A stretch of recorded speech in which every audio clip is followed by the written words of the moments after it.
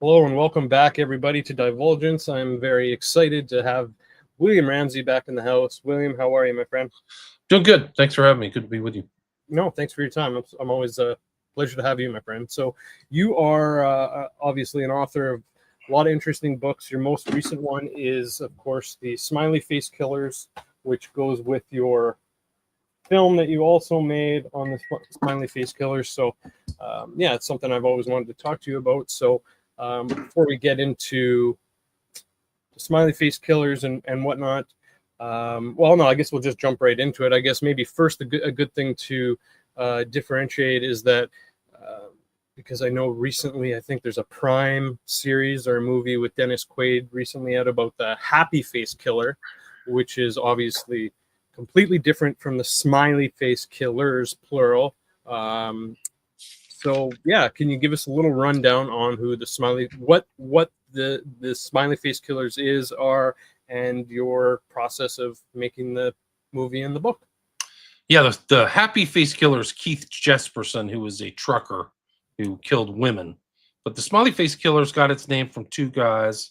One is Kevin Gannon, who's just around. He was just in a being discussing the Smiley Face killings with a journalist by the name of Brian Entin, Entin. You can check that out on YouTube. And the other one is Gilbertson, who's kind of just fell off the radar. He's not involved in this. A lot of journalists come and go in this, but it got its name from them. The reason it's got its name is because they noticed in two different locales. One was, I believe, in Wisconsin, and the other is in New York. They noticed young men starting to turn up in bodies of water in the late 90s. They started studying them independently, and then they started taking pictures. They started looking into things, and they started noticing that some of these deaths, which they thought were suspicious, that they weren't actual suicides or accidental drownings. They thought there were more to the story, but they saw this spray painted picture of a smiley face near some of these. So it got this kind of phenomenon of a young man disappearing at night, always at night, later to be found missing for oftentimes days, weeks, sometimes almost a month, later to be found in a body of water, got the name the Smiley Face Killers. And that's it. And it's kind of started. There were like earlier cases. There's been like, the mafia has dumped people in water. So it's gone back. But these specific cases kind of go all the way back to a guy by the name of Patrick McNeil. He was a Fordham University student, and he fit all the profile of this smiley face killing type person. He was a young guy. He was at a bar. He started acting strange. He left to go back to his university. Somebody was following him. Somebody was seen following him. And then he disappeared to be later found downriver in a water treatment facility. And that's kind of year zero, like late 90s, 1997, I believe. And then it's just kind of compounded and morphed in different locations and different cities for over the last 25, 30-year period. And it's only grown. I've studied probably 500 cases internationally. I don't know if Oh, you know this, wow. but I've done another movie. So I did the first movie is 2017, and then I did a follow up in 2020 called Smiley Face Killers: The Global Slaughter Continues. I don't think I have a disc for that. Okay, I think I watched that on your website though during COVID, I believe. So yes, I Yeah, recall. it's on my Patreon. People can go to my Patreon and check all that stuff out for free. If you just pay $5 a month, you can get a lot of free material too. A lot of stuff without ads. So, Nice. um, but yeah, so I've done two documentaries. The first one documentary is super long, like it's way too long, 3.5 hours. And then I just finished my book last year on the second edition. That's also way too long. It's like 400 pages of material. But it really shows kind of the history, the unfolding, the unraveling, the peeling of the onion of like this phenomenon as it becomes more understood, as more cases happen, and these cases are studied by multiple different people. And some of these people they weren't connected. And now it's kind of grown, like I said, and like there were huge outbreaks of these phenomenon, these types of cases in Chicago. And then places that they never happened before, like Austin, Texas. Their lake just started as Austin kind of got on the map as a cultural center of comedy and people fleeing California. These cases grew up around that, and they call it the Rainy Street Kill Ripper. Rainy Street is kind of their most famous drinking street, and also Boston. Some of these other places, it's happened worldwide. Happens in London, happens in Bath and Manchester. Manchester, they call him the Pusher. So it's got all these different names. This phenomenon gets different names at different places, but it's all the same phenomenon as young men going out at night, disappearing, and to be found in places that are strange or previously searched, or oftentimes in important cases, there's immense amounts of resources deployed to find these people, and then this person will show up in a place already searched. And some of these are very sophisticated searches. They're not like amateurs. They get divers who know search and rescue techniques and are trained and know how to do underwater searches. And so things are missing. And oftentimes these guys act suspicious. They go through a personality change. Their phones are found where, they decide to drown themselves supposedly while putting their phone down, or their phone is smashed, or the phone goes a different direction from where they're supposed to be going. And there's so many cases like this. It's just, and I literally couldn't keep up. Like, there's just been so many cases and so many things, but I tried to get as many cases as I could inside this 400-page book that I published in 2024. I had an author, Janet Marin, on a couple weeks ago, and let's see here. She told me about a case. I think it's from 2003, 2004, but I think maybe there's movement on it. I think it's Minneapolis or somewhere in Minnesota around Halloween. College boy, blonde hair, blue eyes. He was at a bar. I guess he got thrown out because maybe he was getting rowdy, maybe he was drunk, maybe he was drugged. No shoes, no coat, no wallet, no phone. He was found 2 weeks later after going missing in a river. Yeah. What was his name? I didn't get the name. Unfortunately. There's a lot that happens in Minneapolis. There's some. Chris Really? Jenkins is, yeah. Okay. Chris Jenkins is one of the bigger cases that I studied. I set aside a whole chapter for him. But there's been other ones that have been happened in there. Some of the names don't come to mind right off the top of my head, but they all fit that same profile. So I was going to ask, what areas is there a concentration of these in some areas? I mean, you just said Minnesota, yes. Are there other areas where there seems to be a concentration of these? Absolutely. Like some of the early cases, like I think it was La Crosse was like a hot spot for a minute. New York, Boston, definitely Austin, Texas, now Chicago, Portland had a lot of these types of murders. So they happen. There's some in San Francisco. Anywhere where there's a body of water, certainly in Bath and Manchester, and just kind of through the UK. But yeah, those urban areas are hotspots. There's no question about it. But they happen in some smaller areas. Like there is places in the Midwest. There's been one in Iowa, Ohio, Indiana, wherever. College towns too seem to be a thing.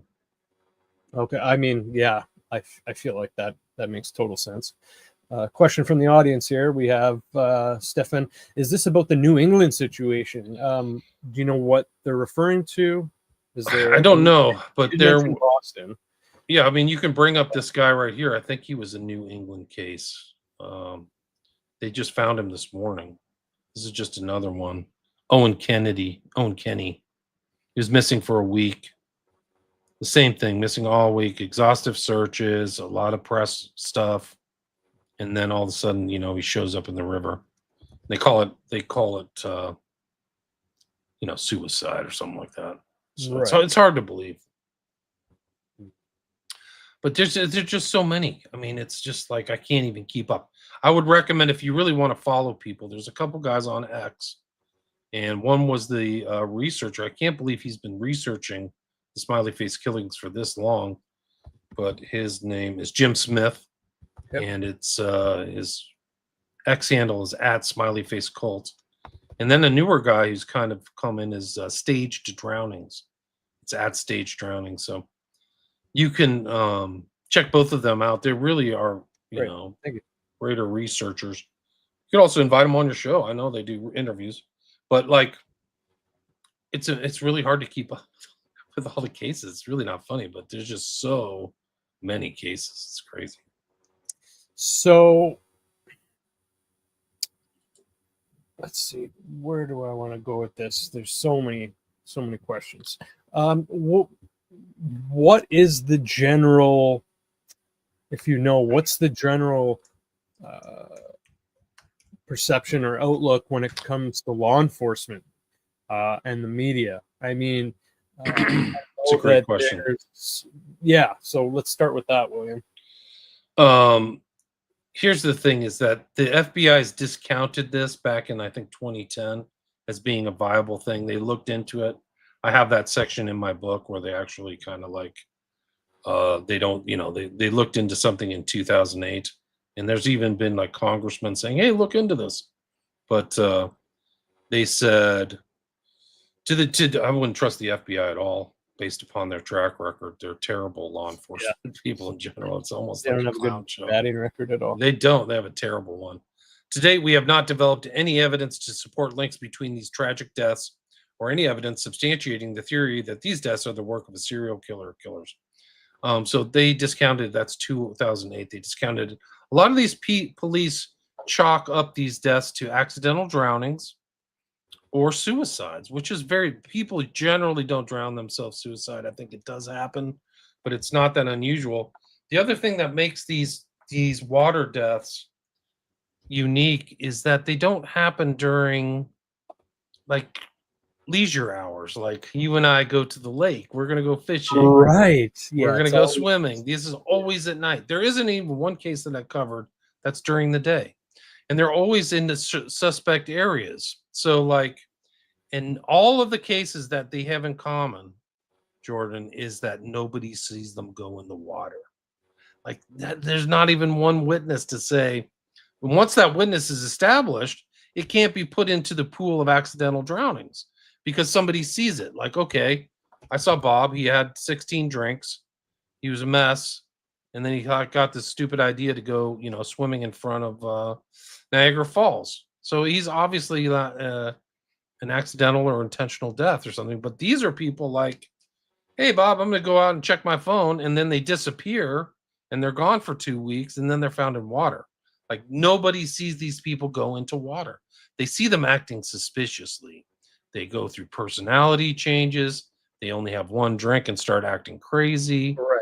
They act out of normal. I mean, one case that comes to mind in Austin is a guy, very athletic, young guy, healthy. His name was Martinez, and he wasn't a drinker.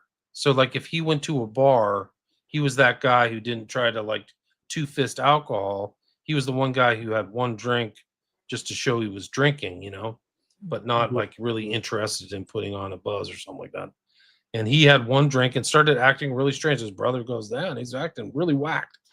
And then you find out like all these major cities, Nashville, LA, New York, Chicago, Austin, there's just huge drugging problems at these bars.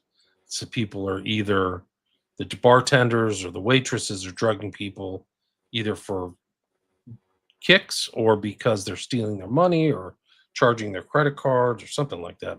So it's really I mean, it's this. I think that the Smiley Face Killings has to be seen alongside the epidemic of drugs and drugging that's going on at late night establishments. And I mean, excuse me, if this is, like a serial killing conspiracy of some sort, then I feel like they would definitely be taking advantage of that aspect of things, of just like the case we spoke of where the guy got kicked out of the bar, or like you're talking about how their personality changes, they're likely getting drugged, and it's just something that happens, unfortunately. But it's also seems to be one of the many connections that these cases seem to have, either a small handful or a large handful of similarities and connections. So it's interesting that law enforcement is, putting out the notion that, we don't see any connections to even think that, it might be a serial killer or killers.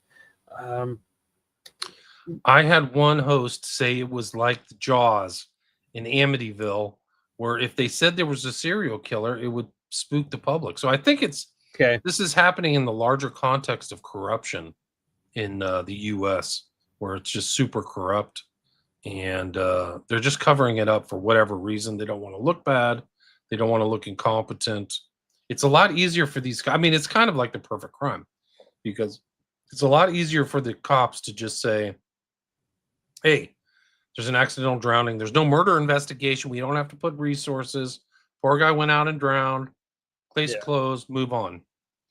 And some of these guys, they have injuries, like, or they have things missing, or things are strange, or air in their lungs.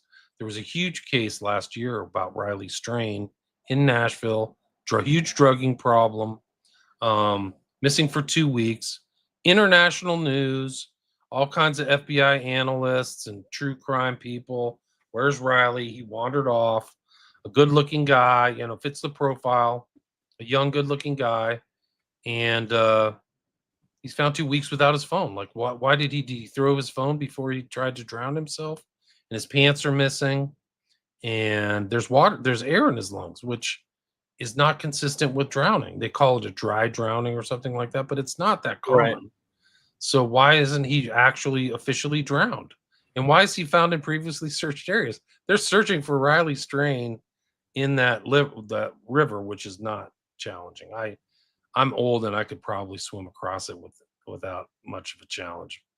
Why is this happening to him? And then the cop literally finds his body and makes a judgment on the spot, and they don't even look into it, like nothing strange. So there's no inquiry, inquest. Why do we miss this? How do we lose this? So it's a very strange situation. Like, there's high strangeness. Like, these people disappear off of CCTV, like somebody's watching them, like why isn't the CCTV catching a lot of the stuff? So it's almost like there's a predator or predators. And people said, do you think it's one serial killer? Of course not. Do I think it's kind of a network? Right. Yeah. I mean, even Gannon just the other day, I mean, he was on this guy, Brian Enton's show. He's like, this Smiley Face Killers network. He believes there's a connected network. And I think it's accurate. Like, so let's talk about that. Yeah. Yeah. So, like, some people are interested, they start modeling agencies because they like young girls, or they're pedophiles. So they go join the Boy Scouts, or get access to kids.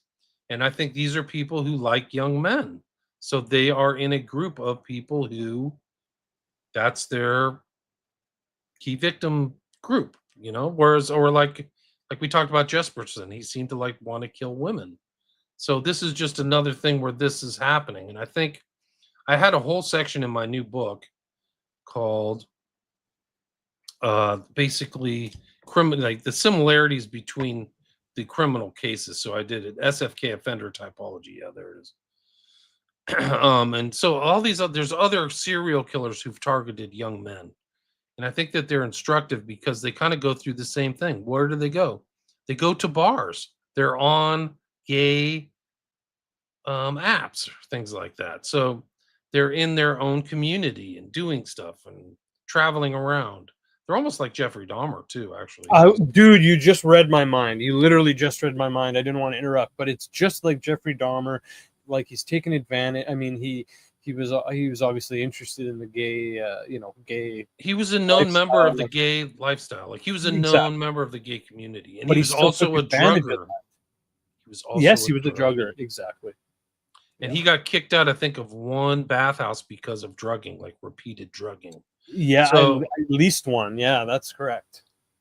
And there's other cases like that. There's a guy, Stephen Port, outside of London, who killed people. He was a serial killer. He would use GHB and drug people. So like that's how you could find people perpetrating this crime, is like they're into using drugs to get victims. And there was like the most successful rapist of all time in the UK. His name was Reinhard Sinaga, a dude from Indonesia. You would not even, if you walked by him and like on a street, you wouldn't even get a threatening vibe. He's the least threatening person imaginable. Oh, Kind of like wow. an Asian dude, Yeah. 5'9", openly gay, went to gay churches, these kind of gay churches. Yeah, Reinhard Sinaga. Does that guy look threatening to you? Nope. That's the most successful rapist in the UK history. And he would go out. What he would do is like sleep until 2 a.m. and then go to the bars and look for victims, bring them back, drug them, and rape them and film them. The reason they know he was a mega rapist is because he took videos of it and they had it all. So was this guy? What if he was drugging people and he overdrugged somebody, right? Yeah. Or something like that, and then he had to dump the body. Victims 136 to 206. What plus 206 Bro, plus? That's in a the big span of 2 years. Like yeah, look at this. Holy man, Wakefield. Oh my god. Jordan. But this is just the years that they had him know. Right. Exactly. Precisely. Yeah. So that's like, but then the other thing that's really interesting about this case, which they'll probably mention even on the Wikipedia, is that they covered it up. They didn't even have any publication or any publicity. They didn't notify the media. They just said we convicted a guy. It was so weird. There was some kind of weird like thing from the top where they never publicized the case. They went after people, but it's such an important case. Why isn't it in the media? It never hit the media until after they convicted him. Isn't that crazy? I think it might even be. Yeah. That is odd. He has a whole life order or something like. He had 150, 200, and look at all the victims of Smiley Face Killers. There's 500 victims. So like, people are out there. Like some of these killers are could be very prolific killers. When I was first researching, like I keyed into the male interest, like somebody's interested in males, right? Because they're males.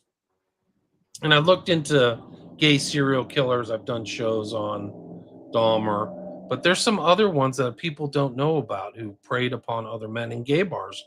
And one was a guy named Aller, who was, I think, in the Midwest, and he would move from jurisdiction to jurisdiction to kill people, and that's why he confused the cops. And there was another guy. Look up Randy Kraft for me, okay. Kraft, and he had 100 victims. Like he killed 100 people. But think about the people that he might have raped or done something who just never got busted for it. That's right. Yeah. There's another guy, not looking too threatening. Yeah. But gay and one of the most prolific murderers ever. And we go around like looking for random dudes. Then how about Dennis Nilsen as well? Nilsen, look up. Who had so many similarities to Dahmer. It's ridiculous. I would love to do a show on just the similarities between those two. I've done a show on gay serial killers because they are a subset. There was another guy in the Midwest, Ohlmeyer or Hansmeyer or something like that. But it was close to Oler. Let me see if I can. He was like released to kill again, is what he was. But all these guys, even Kraft and stuff like that, they Oler, they thought that they weren't looking alone. They weren't working alone. Jera. Let me see. The book that I read is Freed to Kill, The True Story of Serial Murderer Larry Eyler. Eyler. Definitely worth your time. Larry Eyler. Okay. Yeah, so he was just one. And Koberger, I can't remember the guy's name. He was from the the Midwest. He was a serial killer who kept snuff films and stuff like that. But anyway, so I think that the kind of gay serial killer thing is instructive. But that section's SFK offender typology, I think, is worth people's read. It's let's keep talking about like the network concept of this. Like, it's just crazy to think that, but very possible, that, you know, somehow maybe two guys met or a few guys met, and then it just turned into what it is now through years of patience and recruitment, and, you know, and networking and people with a similar interest. Yeah. There was a case in Melbourne, and it's in my offender typology section, a case in Melbourne, which is, I think, the 4th biggest city in Australia, and it's called The Family. It got the nickname The Family because it was a group. There was one kind of central character, but it fit kind of like the profile of what an offender would do. There was a group of guys, they were gay, and they would go out looking for random people, and they would drug them and keep them. And then when they were done, like, they would keep them for a while and do horrible things. And then they were done, they would dump the bodies. And they got the family, and it was just like they were into other things. They were into picking up, you know, runaways and vulnerable people and just doing, you know, really, they were gay. So they would do these things, you know, do things like that. And it just felt like this was the same thing, the drugging and the driving around and stuff like that. And I think just to add, one of the things is why the law enforcement, you mentioned the law enforcement earlier.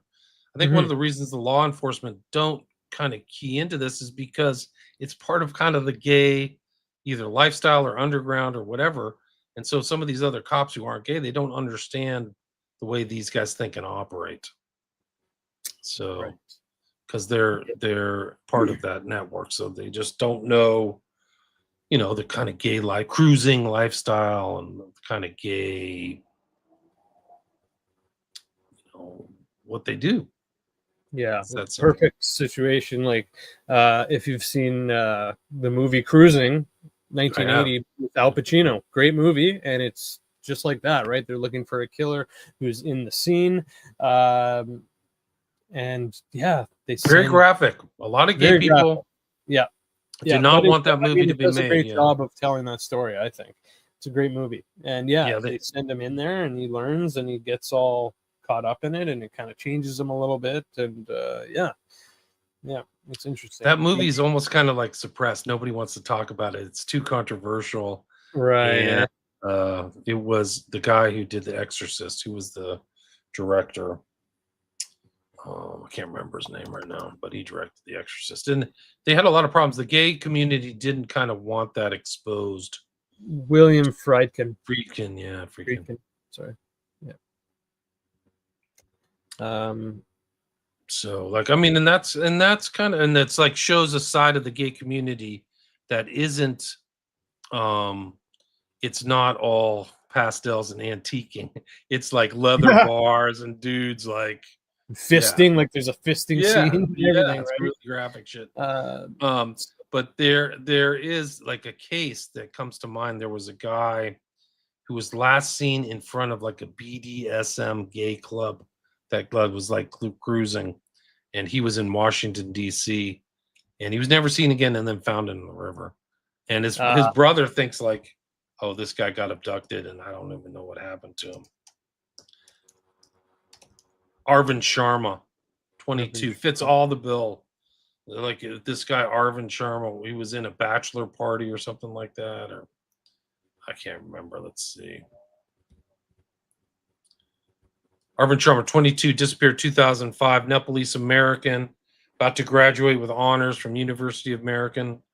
He went to a club in South DC, which Club Lime shared a building with a bondage dominant sadomasochism club.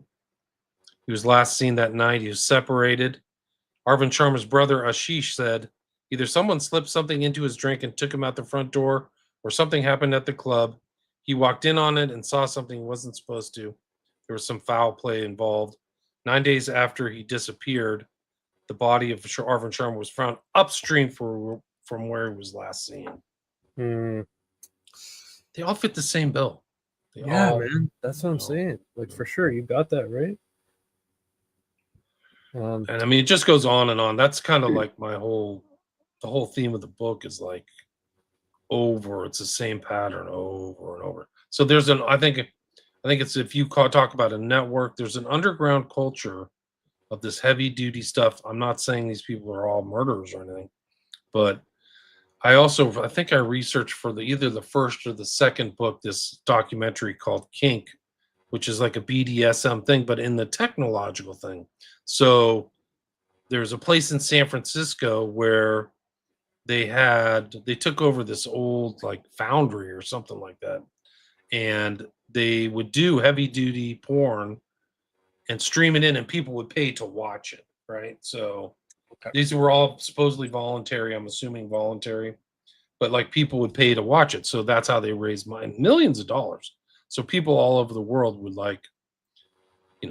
watch like literal fake drownings and stuff, like torture drownings and torture, and it raised tens of millions of dollars. So the interest in this kind of stuff is out there. People have heard the notion of a red room, snuff flicks, and things like that. Like, it gets really, really dark. And something like that may be happening with some of these cases. Yeah, absolutely. Very possible. I mean, the possibilities are, pretty wild in this case. It's just crazy that, I mean, do you know much about some of these? I mean, are pretty much all these cases unsolved? Is that all of these cases are not seen as murders? They are accidental. William, damn it! So they're never going to look into it. Oh, god damn it, man! That's okay. All right. So that's the whole thing. These aren't murders to them. To me, these are all suspicious drownings. I've taken cases off of my list, like in certain circumstances where the family says no way, or this wasn't suspicious at all.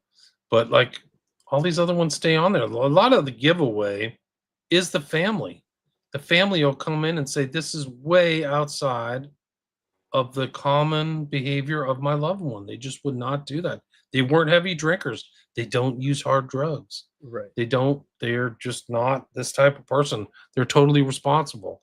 And all of a sudden they start acting crazy and disappear and wander off and, start slurring their words, and it just doesn't add up. And I mean, some of these cases are so obviously foul play, like people disappearing for 40 days.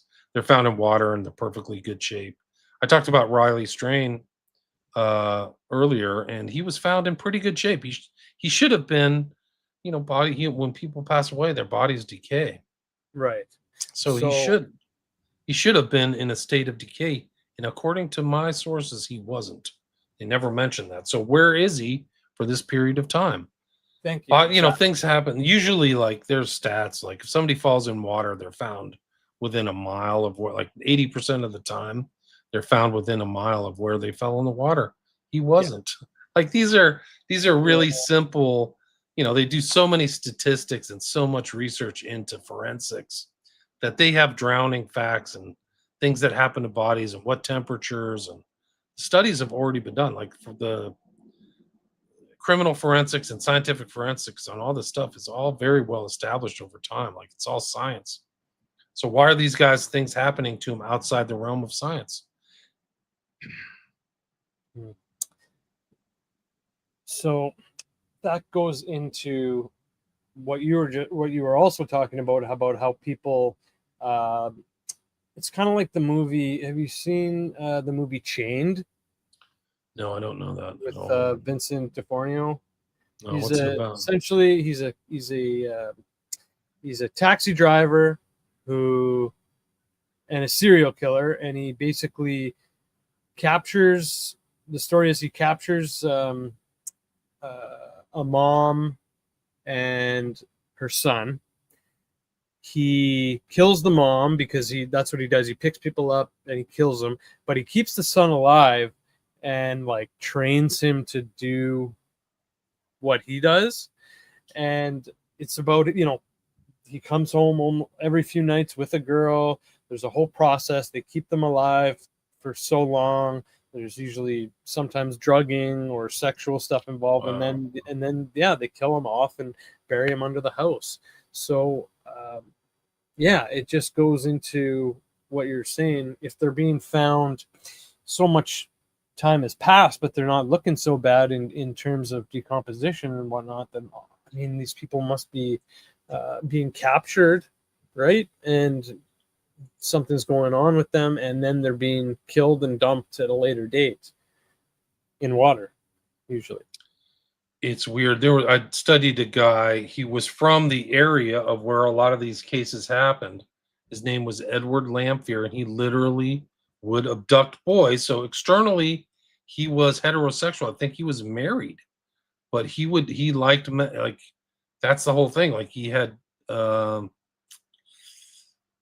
bisexual, but he would get people and chain them up. And one guy got out. He escaped.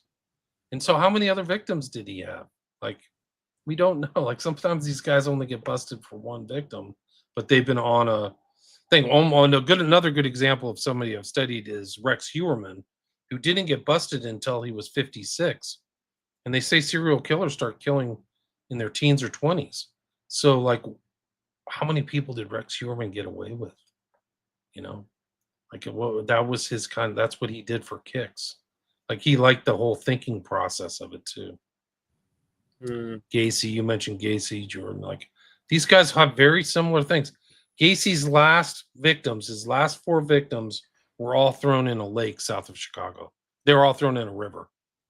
And same thing with the Atlanta child killings. They're all thrown in water. Oh, that's a wild one. The Atlanta child killings. So the average person isn't going to, thank God, the average person isn't going to think like that.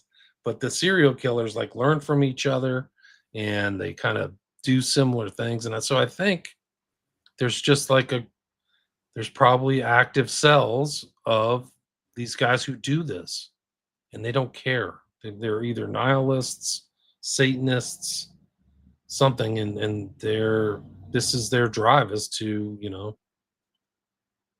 Gacy, I don't know why he killed all of his victims, but like, he used to we know Gacy was traveling around too, which is really creepy. Mm-hmm. Like, he would go to he was in Chicago, but he would go to some beach place or some lake in Kentucky, things like that. Like, there's stories of him, and then there's stories of people being found in these things. So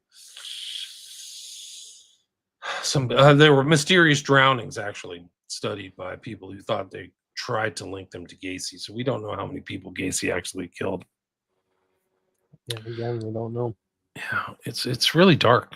It's very dark, and this stuff is still happening.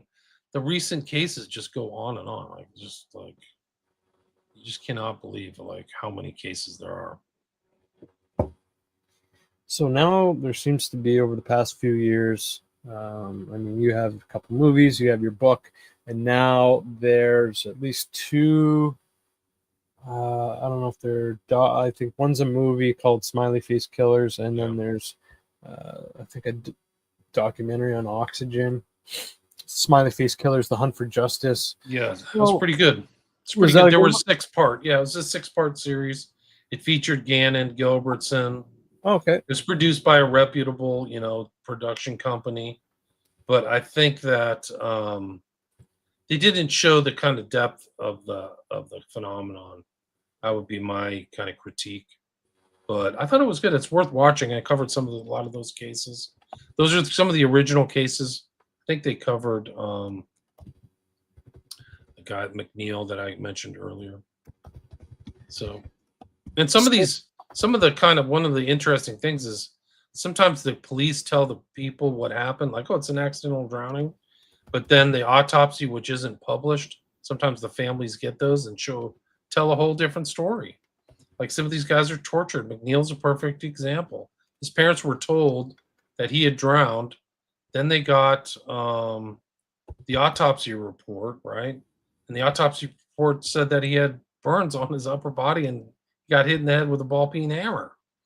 Same thing, same thing happened with Dakota James, who was in Pittsburgh, and he was missing 40 days. His body was in good shape when it was found. And they're like, "Oh, it's a terrible drowning." Then the family gets the autopsy, and he has rope marks around his neck, and he has kind of like, I guess when you're being strangled, a lot of times fingernails will break and stuff because you're trying to get the rope off your neck.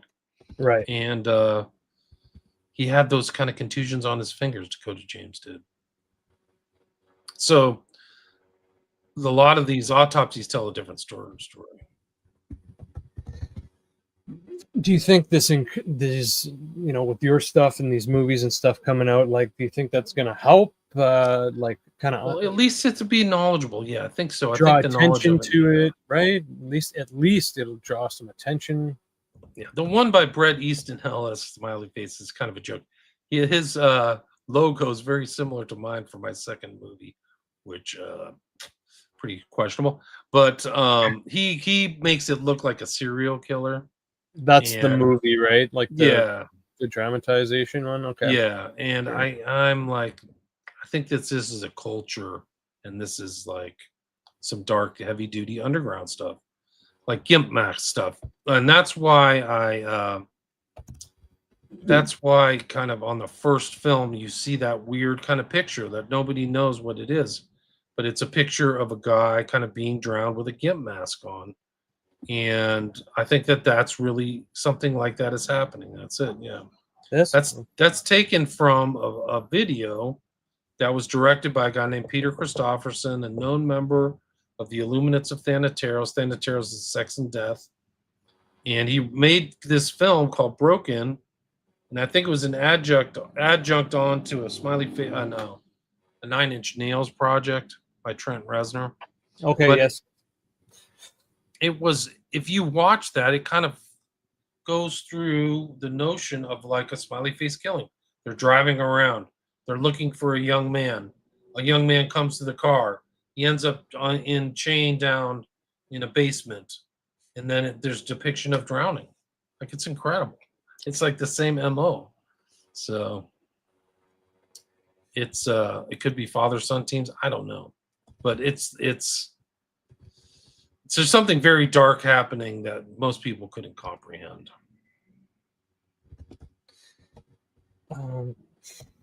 Jesus, man. It's just when you think about it, it's just so wild. It's just so wild. Like, let's get into the Smiley Faces. Like, are these... This is obviously one of the other connections. It's one of the threads that makes the sweater that make them look so similar. So there's like at least one or multiple Smiley Faces found in the vicinity of the finding of the dead body. Is that correct? Is that how it? That's how it got its name, and so it kind of, the tradition kind of continues to this day. There's other ones that are kind of fairly recent that people have found Smiley Faces, but it's I don't know if it's as prevalent as what Gannon and Gilbertson found at the beginning. But and what's your thought on that? Do you think it's just a calling card? It's a tag. Okay. It's just like anybody else makes at this point, right? I don't, because there is the use of a smiley face in kind of an occult context in culture, and I have a whole chapter in my book about that, just like going through Alan Moore, and it's in Fight Club and all these other contexts where it's used as kind of like a symbol of something. Like, I'm not initiated, but it seems like I've heard other people use this symbol as like a sign of kind of like tragedy and laughter at the same time. So I've heard that like that kind of depicts what these are, as laughing at somebody else's tragedy. But there's a really interesting video by Ed Sheeran, if you can watch. It's called Bad Well, every time I'm at the gym, William, and they have it on the screen when I'm at the gym, sometimes every time I see it, I think of you, because I see that freaking smiley face every time. Yeah, man. Yeah. It's worse than that. It's a depiction of Order of Nine Angles ideology from beginning to end, because the sun goes down, he transforms into kind of a vampire. There's the mundanes are everywhere, and then the sun comes back up and he transforms back into himself. This is like standard 09A ideology to a T. He's a vampire bat. He's upside down on the ceiling. It's really incredible. So it is a expression of like the darkest magic, and he has very strange friends. He has a smiley face on his body, and so like these guys, some of them operate in a different way that you would never know, you know. So you could walk by somebody, like, I mean, imagine what it was like knowing Jeffrey Dahmer and you didn't know the extent of his crimes. Like he was murdering people for years, right? Like, you didn't know the extent of it until he got arrested and then like told everybody. So something like that could be happening with other people in other parts of the country, whether it's Austin or Chicago, New York, or Boston. So they could just like Ed Sheeran in that video, he kind of just blends into the normal crowd. There was a case in Boston, I forgot the kid's name, but he was there's something happens, like these guys come out of the TD garden, so people have to be afraid or like watch out when you leave the TD garden. But he literally like walked out. Somebody hit him in the head with something. Like he had visible injuries. He was face down in water, and somebody went over to help him. Like he was down for like 5 minutes, is my understanding. But when they got there, they took a picture. There was somebody else there who was there before the guy went to save him. And they have a picture of him, but nobody looked into it. Nobody found that guy ever. So it's like there are literally moments there where they could literally have found somebody doing these crimes where they just let them slip through their hands. Wow. And when was this, William? This was 2022. Oh my God. Yeah, it's chapter 26 in the book. Injured man rescued from water near TD Garden, downtown Boston. Okay. He actually is on a podcast. You can see it. It's on episode 13. You can look it up. Episode 13, Smiley Face Survivor Speaks Out. Gotcha. Okay. Wow. I mean, do you think that because like to kind of start cracking this open is to essentially start taking these deaths more seriously and start doing autopsies and investigations, right? Treat them like they're crimes. Absolutely. Right, because all these clues and whatnot are just slipping right through their fingers because they're just checking the wrong box on the form, right? They're checking suicide or accident or whatever. So. Yeah. I don't think they're incentivized to really go that deep and actually feel like this is a trick crime. The interesting thing is that in other circumstances, you hear of faked suicides. You hear of fake people falling downstairs. You hear about faked other stuff. So, like, why wouldn't they think other people would fake a death in another circumstance? It's just a lot easier. The other thing is, like, some of these are so suspicious. The fact that places have already been searched, like there's been reservoirs, like this is a limited body of water.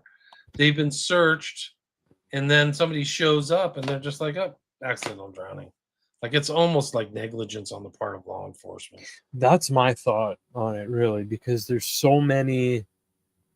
so many head scratching details and connections of details in these cases that absolutely it just seems like pure negligence and incompetence.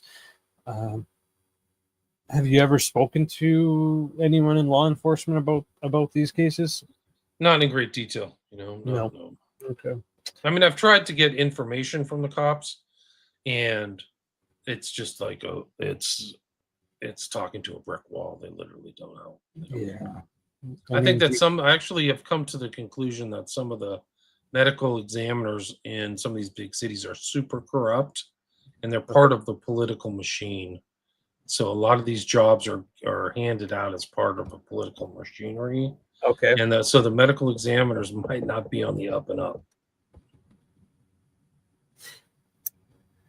Yeah, that's unfortunate. It's just amazing I mean, yeah, I mean, anyone can get corrupted, right? So it's just you got to get the focal points, the focal points in the operations, so that you can get away with what you want or get done what you want without people asking too many I don't think questions. it's outside the realm of possibility in these days. And so, there may be payoffs. I'm not saying even in this, but in other situations, it's like people may get threatened or they may be in there for a reason. I don't know. But um some of these are just like they strain credulity that somebody would do that. Like I think even in the case of Dakota James, the medical examiner didn't write in there that he had like ligature marks on his neck, but it went over to Dr. Cyril Wecht, who's like an independent examiner. And he said, "Well, what's this? Because I can see it with I can see the pictures too. I've seen him. I've seen him with my own eyes. He clearly has some kind of injury that is consistent with the ligature around your neck, not some kind of, scraping on the bottom of the river type thing." Right. Also, I could tell his body was in good shape. His body was in great shape. He was in like he had just been put in the day before. Literally. That's so where was he for 40 days? He was Exactly. alive for a long period of time. Yeah. It's just it's just horrible to think of what they might be doing with them before they finally kill It them sure off. is. It sure is. Oh, There that's was a just guy who was arrested. He was gay. His name was Latunsky. He was in Michigan. He actually worked near at one point near where the body of Dakota James was found, but he was a very aggressive guy. He didn't have a good he was mentally compromised. He took pills for schizophrenia or something like that. And he would date on these apps. And it's easy to remember this case because his victim was Kevin Bacon. His name was Kevin Bacon. It wasn't okay. the actor Kevin Bacon, Right.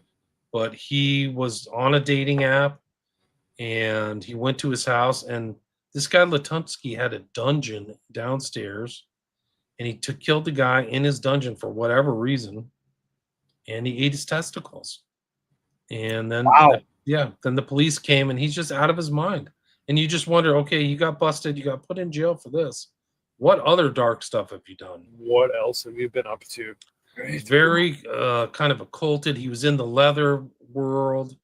He hated Christians. He was there. Like a social media showed that he like didn't like, everybody was evangelical and they're all bad. So like you can kind of see this kind of personality similarities between some of these killers. There are a lot of them are in the same stuff, leather, on gay apps, and just like very, very different than like a kind of standard cultural interpersonal relationships. Right. Wonder. Yeah. Wonder what that. I mean, that's obviously some deeper Yeah, no, it's pretty psychological stuff. But I mean, yeah. I wonder what's going on there. what's making them tick. It was Yeah. interesting. I did a show of, I talked about that broken thing, and then I heard on Rogan was talking to Tim Dillon, and they're like, "Yeah, I do think there's a serial killer in Austin because Rogan lives there now." And Yeah. they were using the word broken. Somebody's very broken to do this, and it's interesting because it just the concept kind of overlaps with the documentary that I did in 2017 based on Broken with that picture. So Okay. I think that there's people out there who are very broken for whatever reason. I don't know. Latunsky's a strange character. There's been a couple documentaries about him, but like formerly married, then got into like the gay lifestyle, like has 4 kids, got into the gay lifestyle, and just decided to kill some kid named Kevin Bacon, and I think he was into the occult too, if I remember correctly. I'd have to go back there and look at that. Which is something that comes up. Right. It's a common denominator. Yeah. No question. Before we wrap up, are there any? I mean, what's some of the most what's the most amazing thing or wild thing that you've learned during your research into this? I mean, it's just a crazy topic to begin with, right? Like, Yeah, it doesn't. Yeah, at first glance, you could not believe, why would somebody go and fake these drownings? Like, what's the motive? Why would you do this? Would you kill somebody randomly that's for what we should whatever reason? And the answer is complex. It's that you're broken, you're strange, you're not within the parameters of conventional society. One of the strangest things I have is researching this case could have broken the entire Smiley Face Killers case. Is the case of Scarlett Blake, in which I write about in my book, in Oxford, where this person literally went out with a mask and stalked somebody to kill them and drown them in a smiley face killing kind of thing. Like, he literally did that. He didn't get caught, so he committed the perfect crime. This person, his victim was Jorge Serrano. He had a Spanish last name. I can't remember offhand, but Jorge Carreño. And he literally was found in a very small pond, face down, drowning. And the police were mystified. His family was mystified. There was a memorial. This guy, Scarlett Blake, went to the memorial. His killer was seen there taking pictures or being pictured. And nobody knew why until this guy, Scarlett Blake, 2 years later confessed to his trans boyfriend. And the trans boyfriend taught police. If he hadn't confessed to his trans boyfriend, and this is an international concept thing of this crime, this guy would travel around, travel to the U.S. His boyfriend was from Austin, Texas, of all places, or something like Colorado. He had been to the United States, but they busted him for this one case, Jorge Carreño, in Oxford in the UK. But he never got caught for anything else. What other wrongdoings has he been up to? It could have been cracked open the case. Are these guys communicating with each other, planning crimes? He was like another killer out of Canada. His name was Luca Magnotta, if you remember him. Yep. Scarlett Blake got started by killing a cat and sticking it in a blender. Oh, God. Yeah, of course. And then he said, I wonder what it would be like to do this to a human being. And now he's in jail for, I think, the rest of his life. But they covered everything up. The police kept calling him his trans name. Like, they don't even reference him by his birth name. So you could do both. So Scarlett Blake is like Marilyn Monroe or something. It's fake. So they should have found he's of Asian descent. Another kind of non-threatening guy. Like, not a big, burly.